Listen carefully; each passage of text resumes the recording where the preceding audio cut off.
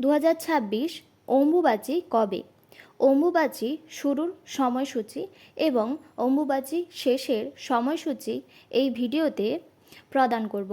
তাই ভিডিওটি শেষ পর্যন্ত আমাদের সাথে থাকবেন এবং ভিডিওটি ভালো লাগলে অতি অবশ্যই চ্যানেলটি সাবস্ক্রাইব করবেন। 26 খ্রিস্টাব্দে 22শে জুন সোমবার রাত্রি 9:10 থেকে 26শে জুন শুক্রবার সকাল 9:33 পর্যন্ত অম্বুবাচী পালিত হবে। প্রবৃত্তিকাল 22শে জুন সোমবার রাত্রি 9:10 এবং নিবৃত্তিকাল 26শে জুন শুক্রবার সকাল 9:33। অম্বুবাচী শাক্তমতীয় বাৎসরিক লোকাচার।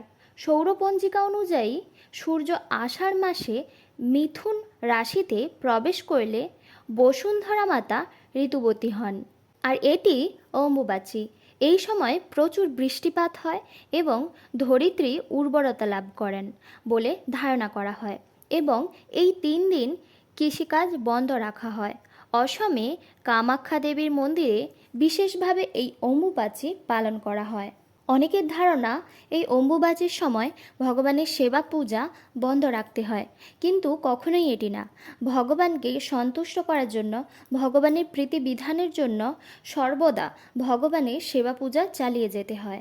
কখনোই কিন্তু এই অম্বুবাচীর সময় ভগবানের সেবা পূজা করা বন্ধ রাখা উচিত নয়। তো এই বছর 2026 জুন পাণ্ডবা নির্জলা একাদশীর ব্রত পড়েছে।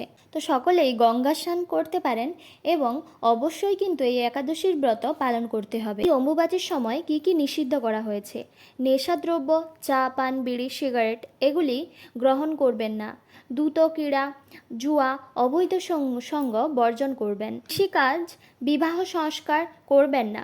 গৃহপ্রবেশ, হাল চাষ, মাটি খনন, পরনিন্দা, পরচর্চা না করার কথা বলা হয়েছে।